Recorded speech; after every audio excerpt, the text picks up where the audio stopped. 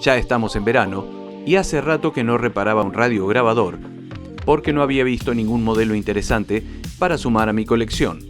Siempre intento encontrar alguno que me guste y esté lo más original posible, aunque esté desgastado, porque me gusta desarmarlos, repararlos, y algo me queda de todo este proceso.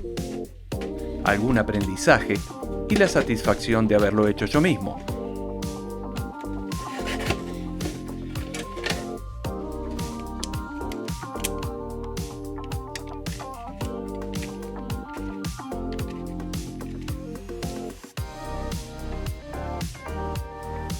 Luego, van a parar a la estantería y tal vez no los vuelva a usar por mucho tiempo. Pero en este proceso, hago algo que me gusta y me hace bien.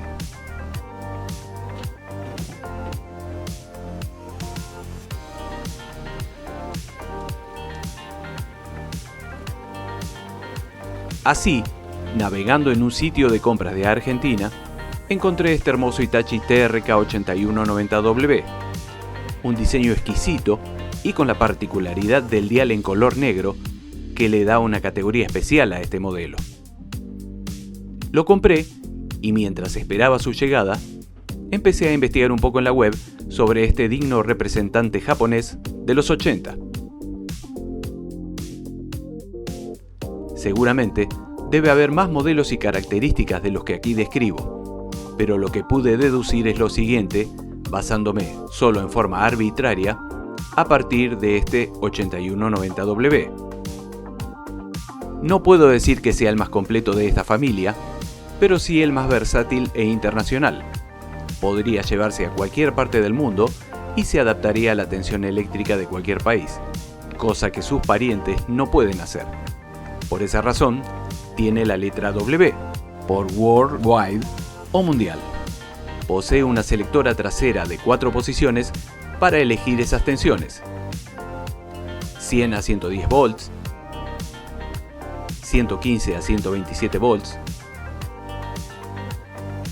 200 a 220 volts y 230 a 250 volts.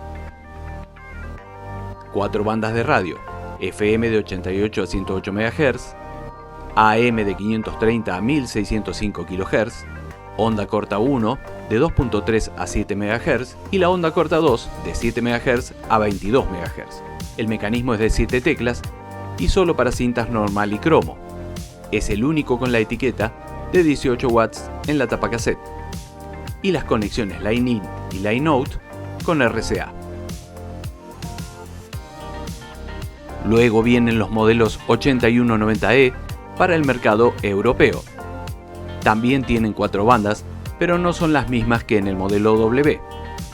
La FM de 88 a 108, la AM también de 530 a 1600 kHz, la onda corta o shortwave de 6 a 18 MHz y una onda larga de 150 a 350 kHz, que en Europa es parte de las bandas de broadcasting de AM y de hecho tiene varias de sus siglas impresas en el dial.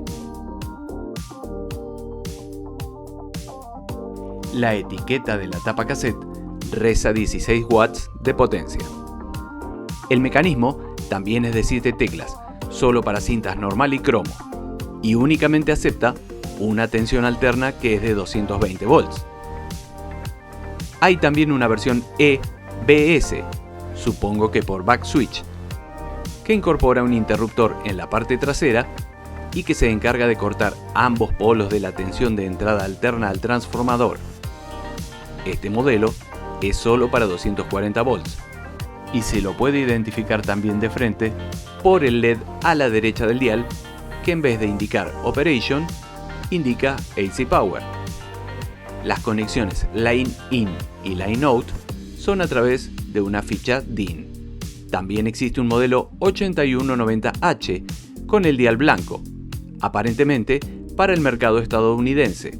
3 bandas de radio, la FM de 88 a 108 MHz, la AM de 530 a 1605 kHz y una onda corta o shortwave de 6 a 18 MHz. Los conectores traseros RCA y solo para líneas eléctricas de 120 volts. El mecanismo es de 7 teclas y son solo para cintas normal y cromo. Después vienen los modelos 8290E, EBS y H. Básicamente, lo que difiere con los mismos modelos de la línea 8190 es que son todos con el gabinete y el fondo del dial de color plateado y tienen un mecanismo de 6 teclas que es apto también para cintas de metal, además de las normales y las de cromo.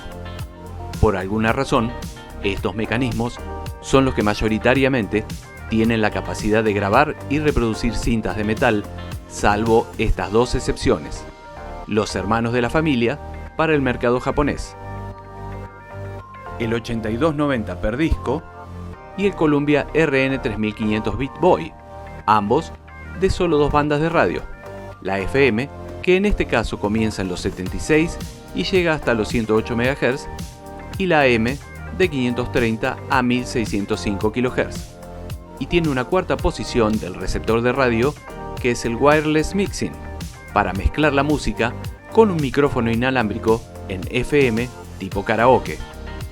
Tienen el mecanismo de 7 teclas y también aceptan los 3 tipos de cinta de cassette: normal, cromo y metal.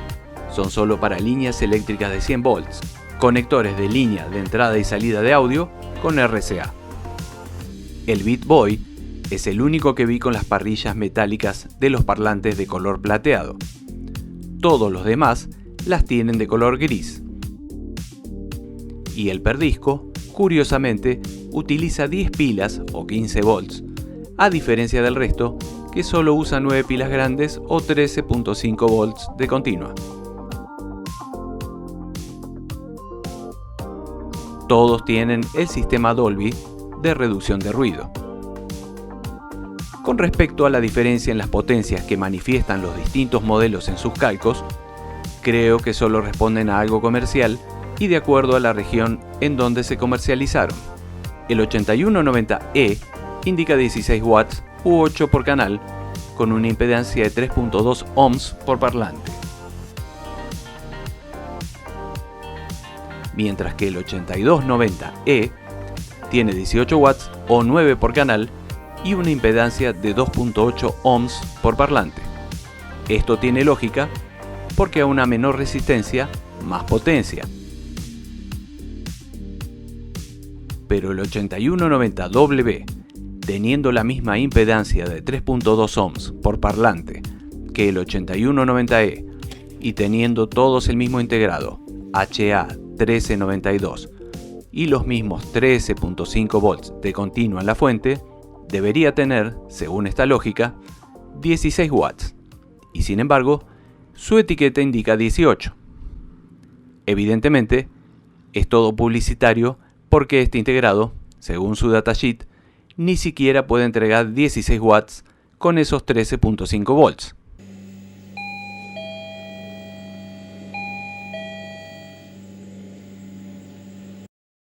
Y bien, aquí está el 8190W, recién llegado. Digno, pero con un aspecto avejentado por los años. Solo hizo falta limpiar y lubricar las selectoras un poco para que ya diera señales de vida.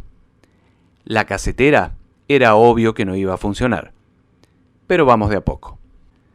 El tema de los repuestos para estos grabadores ya era complejo antes de la pandemia y ahora es más complicado conseguir algo. Más aún cuando son piezas difíciles de encontrar, como las antenas o la tapa de las pilas, la cual yo no tenía.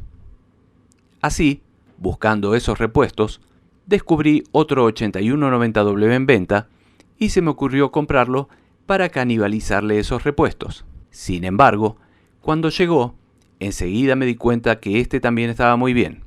Aunque cascoteado por los años y sucio, tenía todo original y algunos pocos faltantes como una antena, un par de perillas, etc. Era digno de darle otra oportunidad. Y así fue que me embarqué a reparar no uno, sino los dos, en forma simultánea.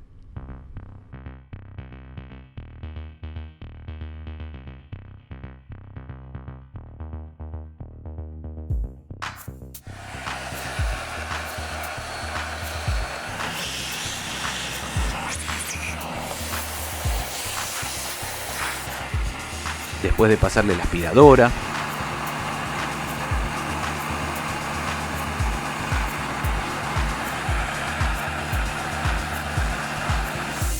aire comprimido,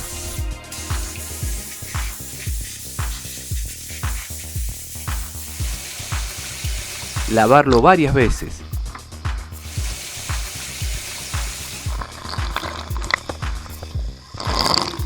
y pulirle algunos detalles,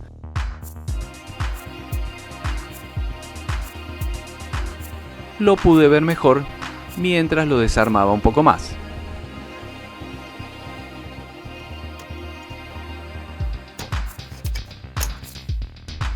Los parlantes descoloridos y sucios fueron lo primero que reparé.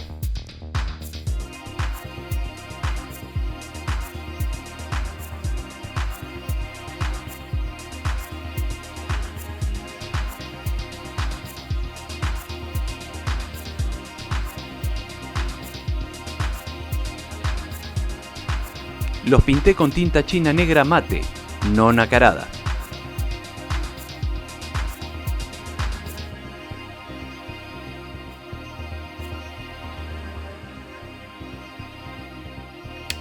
Limpié los centros cromados y les cambié los capacitores del filtro de los tweeters. Una gota de pegamento evita que estos vibren. Lubriqué las selectoras de funciones, de las bandas de radio y de las inversoras Play y Rec con limpia contactos. Los potenciómetros, por suerte, estaban bastante bien y solo los tuve que limpiar un poco. Los stop mecánicos de las selectoras estaban rotos y desaparecidos. Esto hace imprecisa la posición de las llaves y el funcionamiento en general. Con los años, algunos plásticos pierden la poca flexibilidad que necesitan para este tipo de funciones y se quiebran. Aquí parece haber una cavidad para una bolilla con un resorte que funcionarían también como traba. Los agujeros para las 3 y las 4 posiciones lo confirman, pero ninguno de los modelos que pude ver tenían este dispositivo en operaciones. En el primer modelo, la pieza quebrada estaba dentro del mismo equipo y solo tuve que pegarla para restituirla a sus funciones. Pero en este segundo ya no estaban. El blindaje metálico del primero estaba muy feo, así que lo reemplacé por una fina hoja de latón.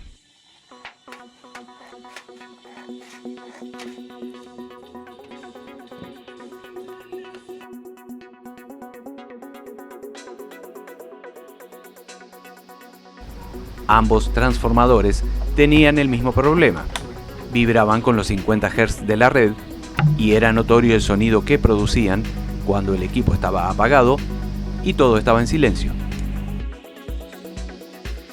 Los desarmé y los sumergí en barniz para evitar que las chapas del núcleo vibraran.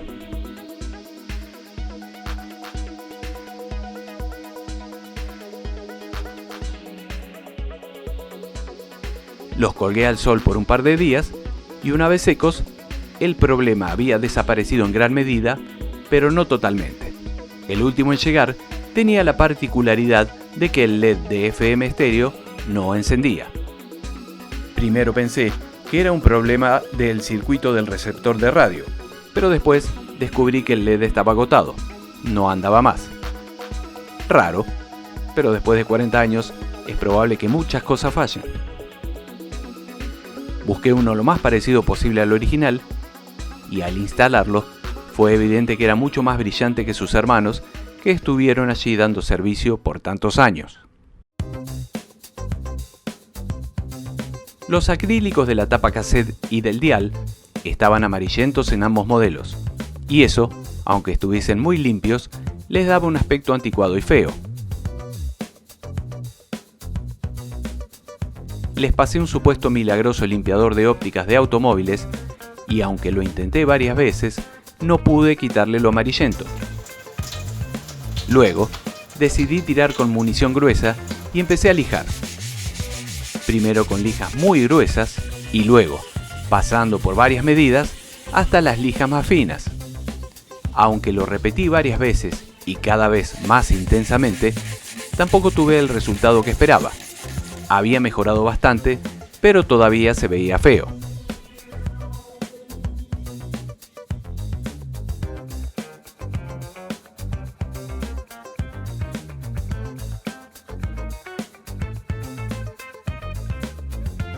Mirándolos en detalle, me di cuenta de que las partes no expuestas a los elementos, como la luz solar, el calor, el polvo, etc., eran las que estaban todavía cristalinas, mientras que las otras ya estaban irremediablemente arruinadas. Acá se ve claramente que las partes protegidas por los colores oscuros e incluso por la transparencia de la etiqueta evitó que se amarillentara, mientras que el resto se arruinó.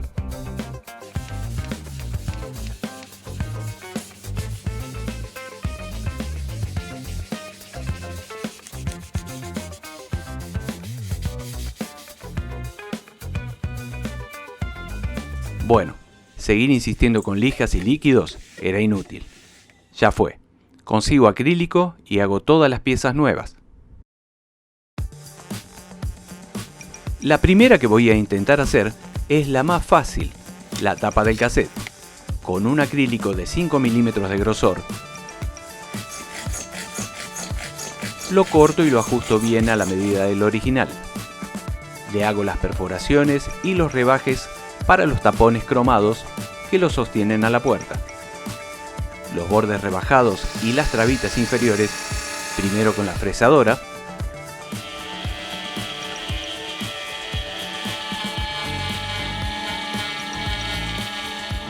y luego con una pequeña lima para hacer los ajustes finos.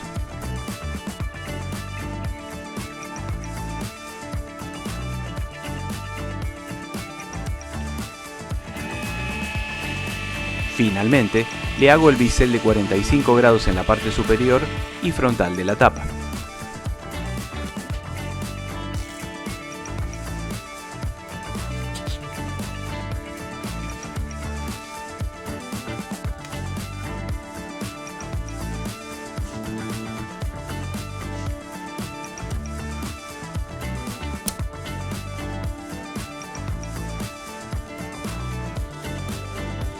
Ya el acrílico del dial fue otro tema. El de fábrica tiene varios encastres y trabas, además de estar pegado debajo de un marco de aluminio. Es una pieza compleja de extraer y de replicar. Lo fundamental era poder preservar el aluminio y sacarlo lo más intacto posible para reemplazar el acrílico por otro nuevo.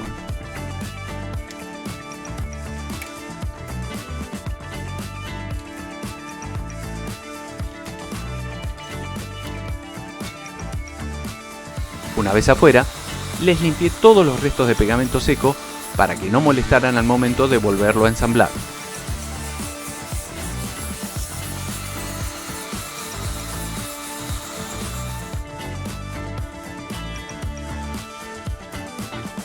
Una repasada al dial hizo que los números se vieran más vívidos y brillantes.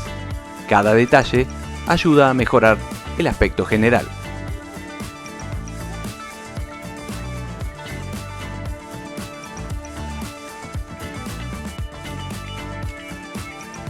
Primero, probé de hacer la pieza del dial con un material al que llaman acrílico PET, que es flexible, liviano y fácil de trabajar. Con una tijera de cortar chapas y un par de cortes adicionales con el disco del mini torno, armé una que coincidía y podía cumplir con los requisitos de transparencia y protección necesarios, pero no me terminaba de cerrar el hecho de que quedaba debajo de la altura del aluminio, a diferencia del original, que sobresalía con un escalón de casi 2 milímetros. Si no hubiese tenido otra opción, esta podría haber andado bien, pero intenté algo más. Me gusta complicármela, así que, basándome en dos cortes de acrílico de 46 por 4 centímetros y 4 milímetros de grosor, y después de unos mates, comencé a trabajar. Con la fresadora, ajusto la altura y la separación de la guía para hacerle los rebajes y los cortes necesarios, con el objeto de que entren en el espacio que dejó la pieza original en ambos radiograbadores. conforme a este croquis. Con la fresa más chica, le realizo las cavidades para las trabas del gabinete de tal forma que puedan encajar perfectamente.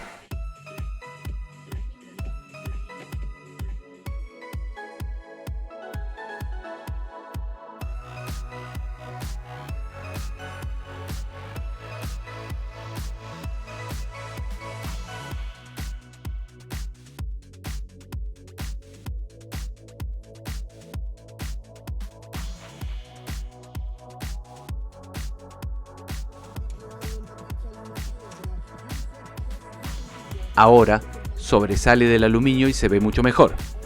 Esto sí me gusta. Los pego cuidadosamente al gabinete y lo dejo fraguar toda la noche.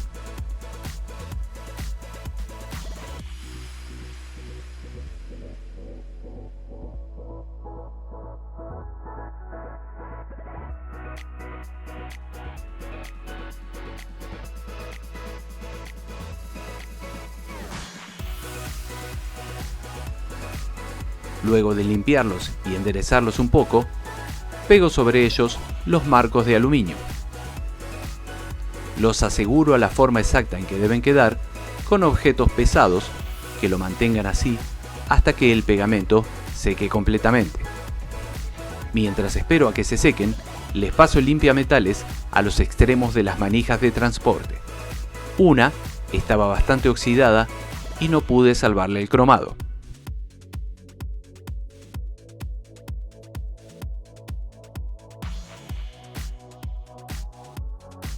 Esto es otra cosa. Lo vuelvo a armar para ver cómo va quedando. Este fue un proceso de varios meses en los cuales lo armé y lo desarmé muchas veces. El propósito de hacerle todos estos trabajos es solo por diversión. Y como se darán cuenta, no es para un rédito comercial, porque claramente esto no es ningún negocio. Pero me encanta hacerlo.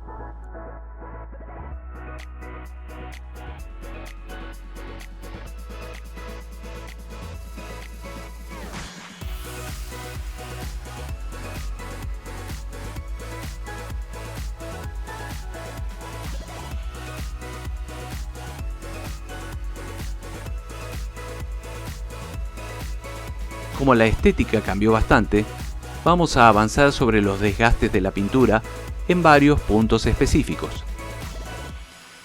La tapa que rodea las teclas del mecanismo del cassette, en el modelo 2, estaba bastante rayada y descolorida, e inclusive la nomenclatura de Dolby estaba casi desaparecida. Le pasé una lija fina, enmascaré el aluminio con las funciones de las teclas y la pinté con aerosol color aluminio. Luego le adherí un calco replicando a la serigrafía original y finalmente el ultra cover transparente brillante.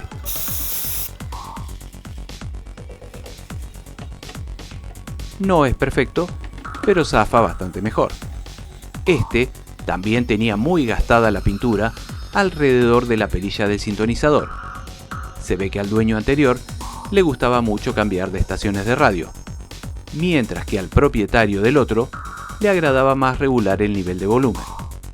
De cualquier forma, esta parte siempre es la más perjudicada en todos los grabadores porque es donde más se toca. Busqué un color lo más parecido posible y encontré este Rust-Oleum metalizado Champagne en combinación con el Ultra Cover transparente satinado.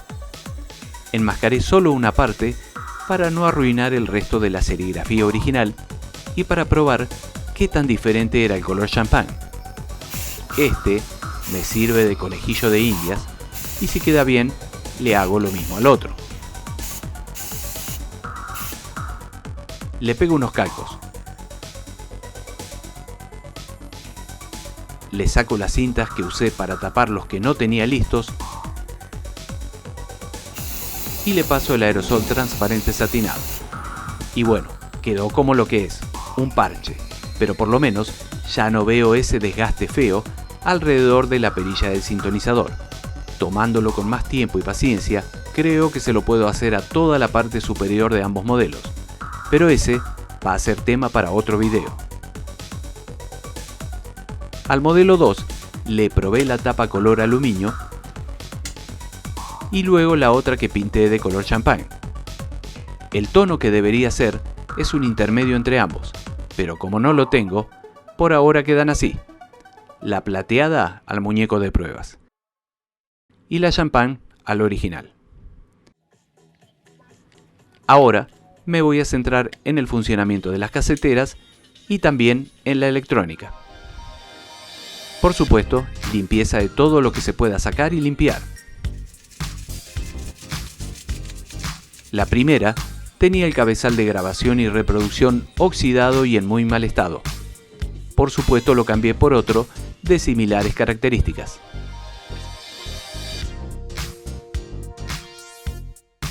Después, una exhaustiva limpieza de los restos de correas en las poleas que con los años se convierten en una goma sucia y pegajosa.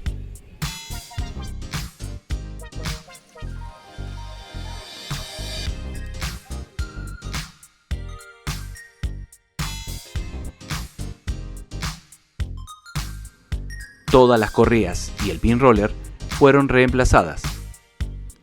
La casetera del segundo Hitachi ya estaba un poco más manoseada y para mal.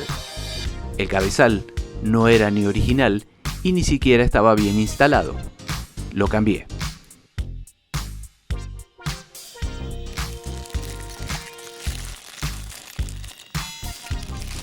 A esta polea con embrague le faltaba el seguro, que reemplazaron por un filamento de cable de cobre soldado con estaño. Un desastre que casi se cobra la vida de esta compleja pieza. Ahí le puse una arandela Seger, mientras el pin roller pedía a gritos un cambio urgente.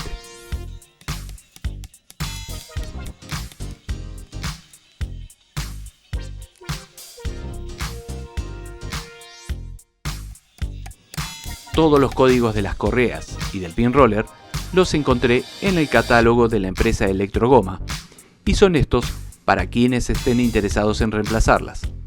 Aclaro que son solo las adecuadas para el modelo 8190W con 7 teclas.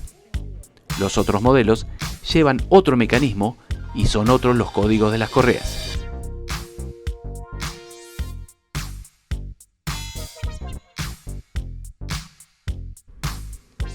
Sin el manual de usuario, no es muy intuitiva la utilidad de la tecla Timer Standby, que parece estar ajena al mecanismo, pero que es parte de él.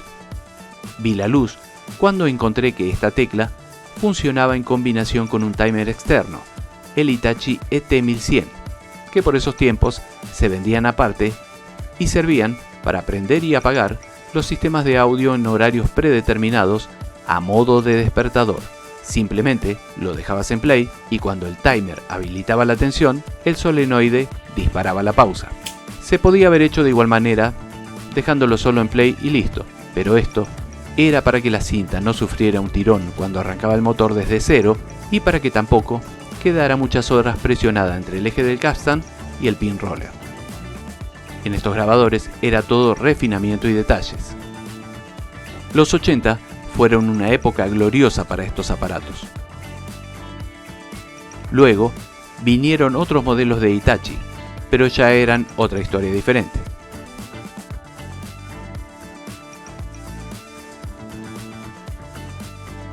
En un momento pensé que el mecanismo de este otro Hitachi, el 8270W, que es de 6 teclas, podría ser el mismo que equipaba a los otros hermanos de la familia del 8190, porque inclusive este también acepta cintas de metal.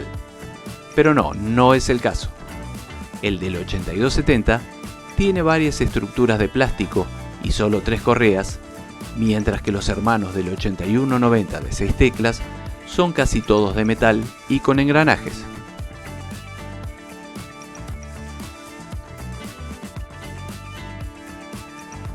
Ya que lo abrí para ver el mecanismo, les muestro una curiosidad. El indicador de nivel digital, que parte desde un LED central hacia derecha e izquierda, no es estéreo, es mono, y replica la suma de ambos canales solo en forma vistosa.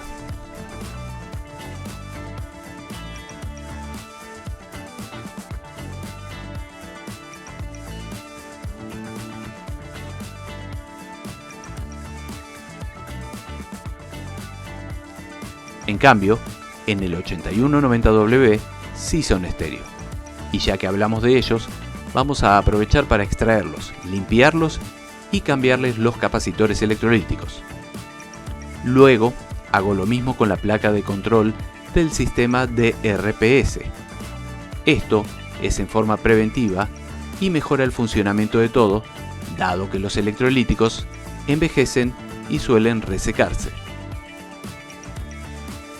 Sé que esto es un sacrilegio para los coleccionistas, pero me tomé el atrevimiento en el segundo Hitachi de cambiarle el color de los LED de los búmetros, el de Operation y el del Dolby System, para ver cómo quedaban.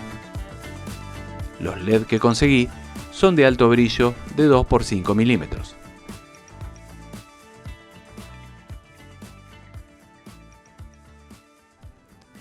A este se lo voy a dejar así porque me gustó, y al primero lo dejo con los rojos originales. Después de 20 minutos de funcionamiento calentando el mecanismo, según recomendación del manual de servicio, verifico en ambos la velocidad de la cinta con un cassette patrón de 3 kHz durante 30 segundos. La velocidad se modifica desde un preset en el mismo motor.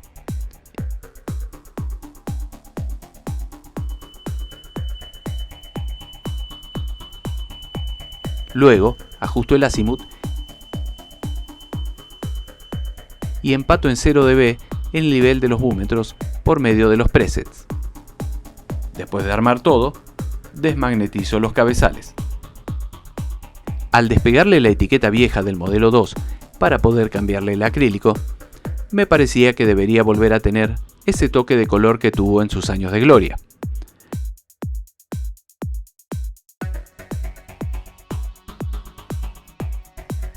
Copio la etiqueta tal cual,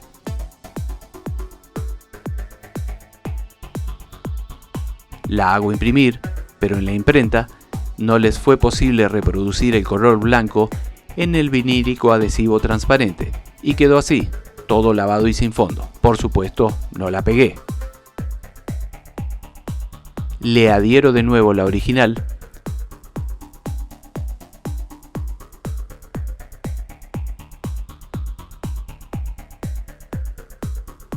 pero finalmente decidí dejarlo sin etiqueta. Mientras hacía esto, veo que hay una diferencia entre las tapas originales. La que no tenía etiqueta tiene la flecha del sentido de giro de la cinta en play sobre el acrílico como un pequeño relieve, y no la tiene impresa debajo de las leyendas Digital Random Program Selector. La que sí tenía la etiqueta tiene la misma flecha impresa debajo de la leyenda en la misma puerta, pero no la tiene sobre el acrílico.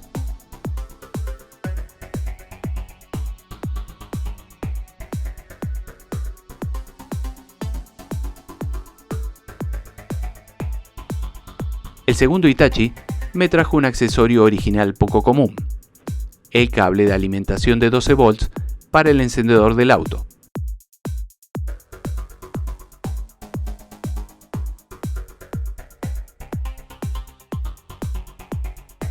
Si los hubiese comprado impecables, no les hubiese hecho nada de esto para no arruinarlos y nunca les hubiese practicado esta cirugía mayor.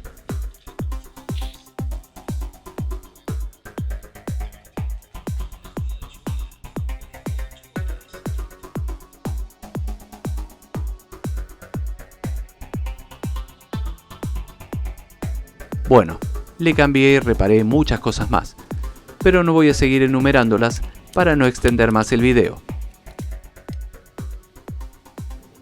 Ahora probamos el funcionamiento en general. Espero que les haya gustado y hasta la próxima.